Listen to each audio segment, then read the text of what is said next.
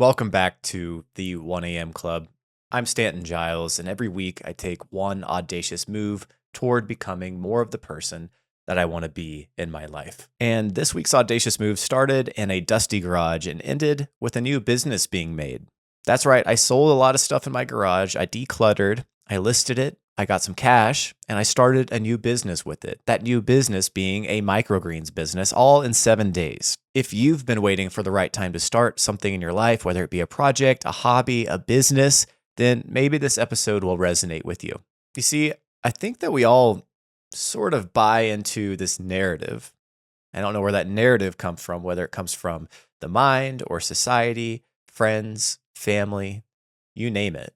But we all buy into this narrative that we have to wait for the right time to start something, that everything has to be perfect, that all of your ducks have to be in a row in life in order to start working on that dream, that hobby, that new business. A lot of times we think that we need more money. We need more mental space. We need more clarity. We need more vision. We need more passion. We need more time. In reality, most of the time, this is just an excuse that we're feeding ourselves. You see, it feels really good to tell ourselves, oh, I want to become a pianist. I want to start this new business. This is going to be my next venture. And we tell ourselves that. We feed ourselves this story, this narrative that A, we want to start doing something, but B, that we have what it takes one day to be able to do it. It's festering in my mind right now, but it's just not the right time. But in reality, there's another narrative that's equally as toxic, and it's saying, hey, that person was able to do this because of X, Y, or Z. They started already. They're ahead of you. You know what? Maybe if you would have started back in 2020 or 2015 or even last year, you'd be where they were at. You would have had a head start. But you know what? Maybe you should just bide your time until the time is right for you. Maybe you need to be using your money a little more wisely right now. There's this narrative that we feed into, this story that our mind conjures up that tells us when we need to do something, and that when never comes. You see, your mind is seeking comfort. It's easier for you to sit with the dream than to actually do something about it. And that's the point of the 1 a.m. Club, one audacious move. Taking an audacious move every week of your life to slowly but surely chip away at the block of marble of becoming the best version of yourself. It only takes one tiny move every week, every moment, every day, as often as we can, as often as we're reminded of it, as often as our mind comes and feeds us a false narrative of what we can do and when we should do it. I'm inviting you in this episode to reconstruct the narrative by taking control of the situation. How do we take control of a situation? By taking action, taking bold action, taking risky action, even if it's small. It doesn't have to be jumping off a cliff. It doesn't have to be going and running an ultra marathon. It doesn't have to be giving the middle finger to your boss. It's just tiny little things that we do that stop the can from getting kicked down the road. The point of taking audacious moves in our lives is to expedite that in-between time. Does that make sense? The in-between time where you normally would be waiting, biding your time, waiting to get all your ducks in a row. But in reality, you could have started 6 months ago. There was nothing stopping you other than your mind just kicking into gear and doing the thing. You don't need more time normally. You don't normally need more money to start the dream. You just need to start moving now. Now is the best time to start doing it. If you're hearing something inside of you that's calling you when I'm talking about this to do it, to take action on it, then you owe it to yourself to go and do that thing. Otherwise, you are kicking the can down the road of becoming a better version of who you're going to be. Because the audacity is what is going to actually make you turn into that person. Think about it. If you don't take action when you wake up tomorrow, what's going to change to actually move the needle closer to you starting to do that thing 6 months from now, or a year from now, or 2 years from now? When you actually decide to do it, if you ever get around to doing it, it's just going to be you deciding to do it. And it's actually easy once you start doing it, once you realize the life hack that audacity is, that, oh, wait, I have the power right now to go ahead and do this thing. I can take action now. And there's nothing stopping me. There's nothing stopping me from carving out the life that I want to live. And if you feel like something is stopping you, then I encourage you to reevaluate the space that that thing is taking in your life. Now, I'm not talking about reevaluating whether you should have kids or not. I get it. Kids take a lot of time, a lot of focus, and sometimes as parents, especially of younger kids, I've heard, especially having done a documentary on it recently, that you have to put sometimes your dreams on the side.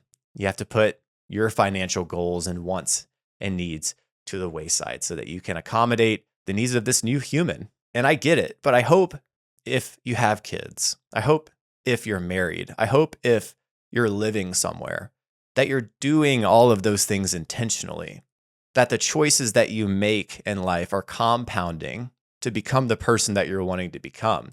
And so, if that is something that you've intentionally chosen to do with your life, if you've chosen to have kids, I hope that it was intentional. Because if it was intentional and it is something that makes you become more alive and does fulfill you, then that's not going to be something that you're going to look at as baggage or potentially as taking away from who you are in your dreams. It is a part of your dream.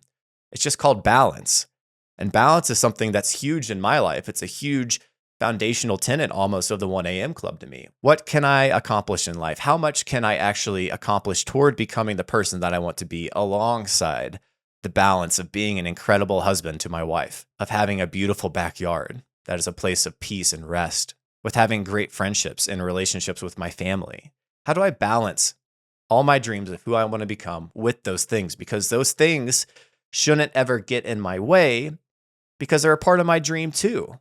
And so I'm not going to look at those things with frustration. I'm going to learn to balance them. So I hope that family, I hope that friends, I hope that kids aren't what you view as the bottleneck to you becoming who you want to be. I hope you learn to balance those things and take ownership of those things and realize that you have what it takes to take your current situation in life, no matter where you live, what your financial situation is, how many kids you have what it takes to take control of your dreams and balance them with the life that you have and take action to take one step forward, not a year from now, today. So that's what I did this last week. Over the last 2 weeks, actually, I've been decluttering my life to get rid of noise, to get rid of clutter, to get rid of things that are weighing me down, to get rid of baggage that is just taking up unnecessary space, not only physically in my garage or my closet or my room, wherever it might be, but in my mind. I think sometimes we don't give enough credit to what clutter actually does to our minds. Whenever you're in a clean space, when you're in an organized space where you know where everything's at, it's so much more conducive to a more powerful and creative version of yourself. So going back to the clutter that's sitting in my closet and my garage, I also have some clutter that has been sitting around for a long time, ever since I moved out from my parents. And it seems to be kind of growing as time goes on. And it's this box, and it's typically been separated between a bunch of other boxes. But now, since I've been decluttering, it's all in just a couple of boxes right over here. And that is childhood nostalgic memory stuff. So trophies that I got, for a basketball championship, or yo-yos from a yo-yo club that I was in 5th or 6th grade, little keychains, little like pocket knives that I had as a kid. All these little things, I'm looking at them right now. My old alarm clock, this little puffin hat that I got a few years ago, my old passport, these boots that I used to hike in all the time, this bar of soap that I got from Montana one time. They're just taking up space. And it actually hurt when I went and looked at them and thought about getting rid of them. And that felt like a dissonant feeling to me. I didn't want to trust the validity of the emotion that I was feeling just because I was feeling it. Because I stopped and asked myself, well, what am I supposed to do here? Am I just supposed to hold on to this growing pile of memories that are trapped in a physical object until the day I die, until I'm 70, 80, 90 for the rest of my life? And just so I can look at this thing and be reminded of a time in my life that is no longer now? I get it. Trust me. This is just me pushing back on the emotion because it actually does hurt to think about getting rid of those. I'd love to hold on to this stuff the rest of my life. But there's something inside of me that's saying, you know what? You're only going to look at this every couple of years. It's going to be taking up space in your garage as you try to organize this mess of a garage that you've had ever since you moved in. You're not really ever going to take it out. The stuff's going to be deteriorating. And when you do, you're just going to take the yo-yo and go, this was a yo-yo from when I was a kid. So I came up with the idea of sitting down on my floor and recording a YouTube video and going through the box, holding up the shoes, holding up the alarm clock, the yo-yo, the trophy, and speaking into that memory and talking about it on camera as a time capsule of myself holding up this thing that I put value in, holding up to the camera, giving it its moment, and then throwing it away. This past version of myself, this thing that I'm holding on to as valuable. Because truth is, there's no value to me in the object. It's in the memory that comes with that object. It's nothing to do with the actual physicality of this thing. It's what it reminds me of. And so this past week, I kind of viewed getting rid of all that memorabilia stuff as the final boss of decluttering. Getting through that stuff, getting rid of the things that maybe I'll use one day was a little bit easier, a lot easier actually, than getting rid of things that I put value in that remind me of my childhood, remind me of my family, remind me of first dates with Lisa, things like that. And sure, there is a chance one day that I'll regret getting rid of those things. But I value mental clarity and lack of noise more than the growing pile of memories attached to objects in my garage. And so aside from the memorabilia stuff, there was a lot of other things that I got rid of. I listed all of them on Facebook Marketplace. It was just about 90 different items that I listed. I threw away a bunch of stuff that I didn't use that didn't really have value. I gave some stuff to Goodwill, but also to things that I felt like I could make money on in a reasonable time or that were worth selling. I listed on Facebook Marketplace. And I think over the last week or so, I probably made around $700 or $800 on Facebook Marketplace. And that actually wasn't from selling camera gear. That was from selling, stuff in my garage, those kinds of things. And I say that because I want to make this idea of taking your clutter and helping it form into clarity in your life tangible for you too. I don't want you to be able to say, A, that I started a business because I had the money for it, or B, that I sold expensive camera gear to be able to afford starting the business. No, I want this to be something that you can realize that you can fund yourself too with the clutter that's sitting around in your house. I know you have clutter. You're a human. I know you have clutter. And even after decluttering, the clutter's already building back up. New Amazon packages were coming in. I'm getting different kinds of shoes. I'm getting different kinds of workout gear, whatever it might be. There's more things coming into my house as I get rid of things. And so I know everybody's got some form of clutter. And I want to make this idea of taking that clutter and turning it into a hobby or a dream or a new business made manifest in your life a reality. I want to make that as clear and easy for you to understand that you can do this too. So I use that $700 or $800 to start a microgreens business. Sprout-house.com. You can't buy it anymore. I bought it. I haven't put the website together. And I didn't say that this business in just 1 week was going to already be turning a profit, but I did start the thing. I bought the shelf that I'm going to be growing everything on with the LED grow lights on it. I bought the trays. I bought the soil. I bought the seeds. I researched. I learned how to do it. I planted my first microgreens, radish and broccoli. You might be asking, Stanton, you're like a filmmaker guy, with like a twist, kind of liking chickens and all these other things. Why are you doing microgreens? It seems so random. I actually told somebody recently that I was doing a microgreens business, and they kind of gave me this look of like, I wouldn't say disgust, but it was just very confused look. And I felt this little thing inside of me go like, oh, I have to justify myself to this person of why that makes sense for me to do it, because this is the hat I normally wear of being a filmmaker or a podcaster or a YouTuber or a speaker or whatever it might be.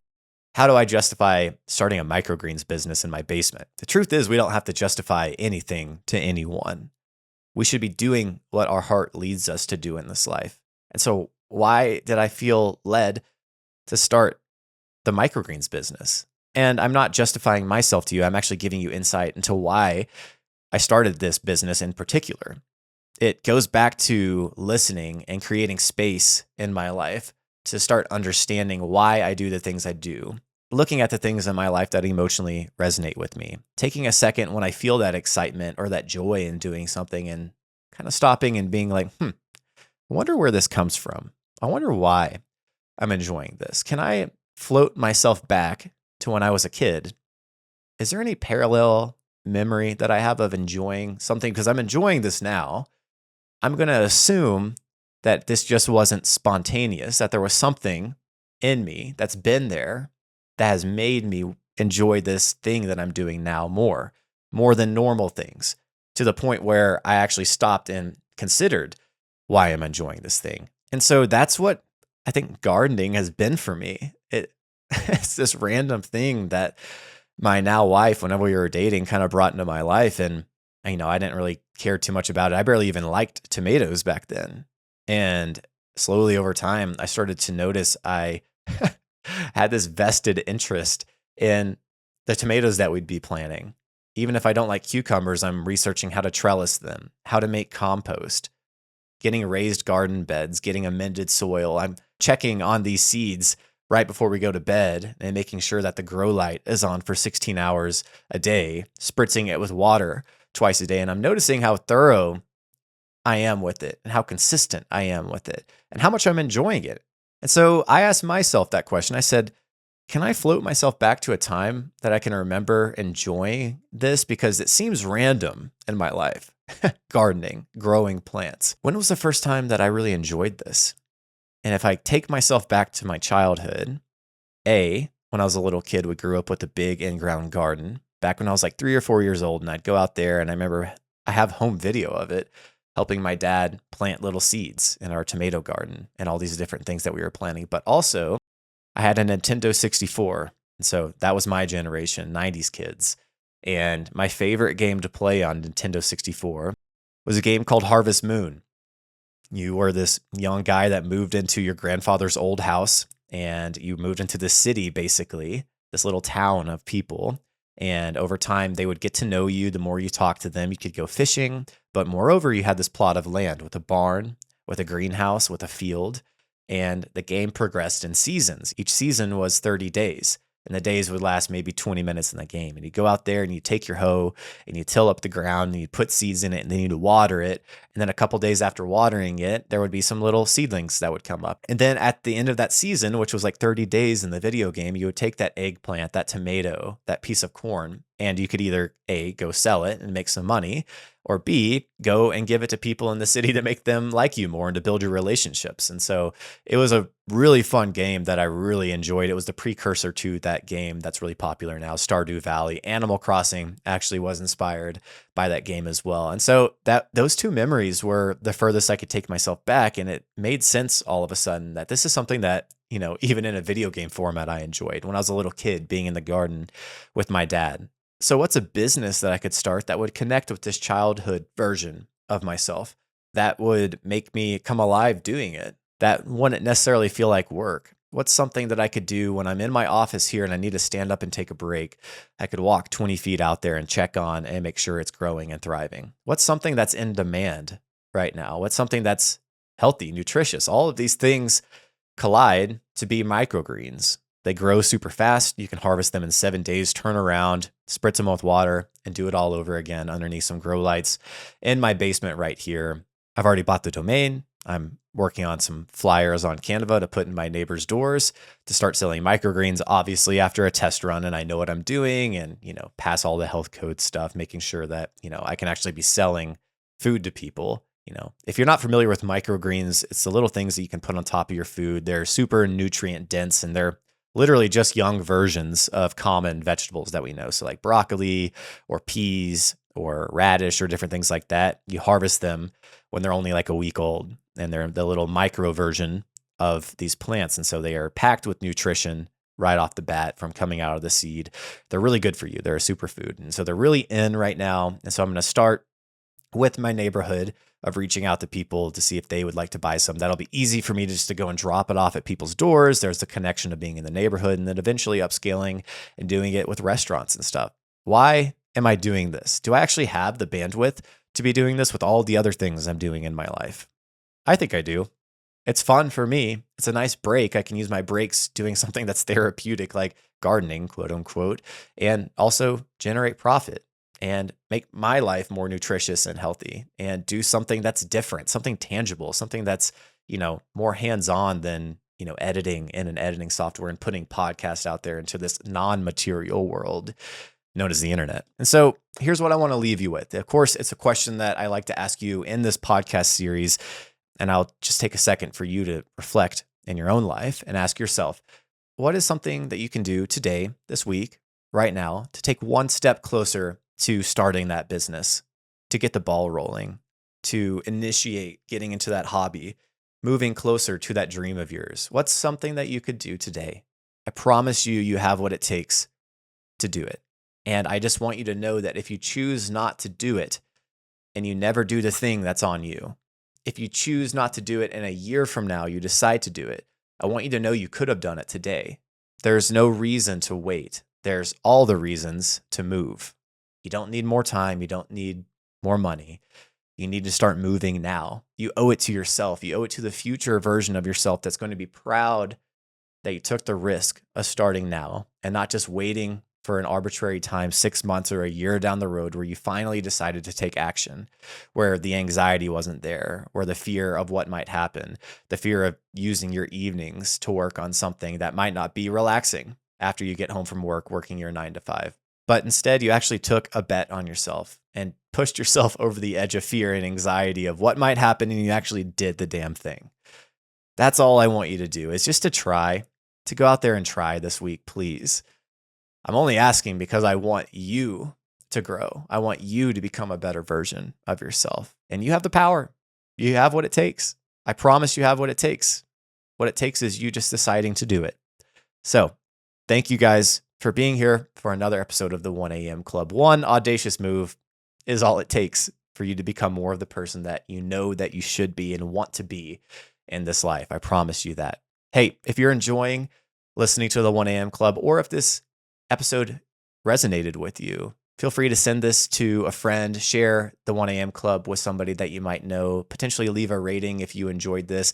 And of course, as always, reach out to me if you want to connect, or if this connected with you. You can DM me on my Instagram at the 1 a.m. Club, and I would love to hear from you. Thanks so much for listening to this episode. I'm excited. I cleared out my closets, my garage, started a business. Those little guys are popping up right now. I don't even like microgreens, to be honest, but I think I'm going to like them because I'm growing them on my own. It's going to be really good for me in a season where I'm trying to become more fit and healthy and taking care of my body. And so I'm excited for you to go live your week, your life this week, and take one step closer to becoming that audacious, bold, proud, and beautiful version of yourself that I know is inside of you.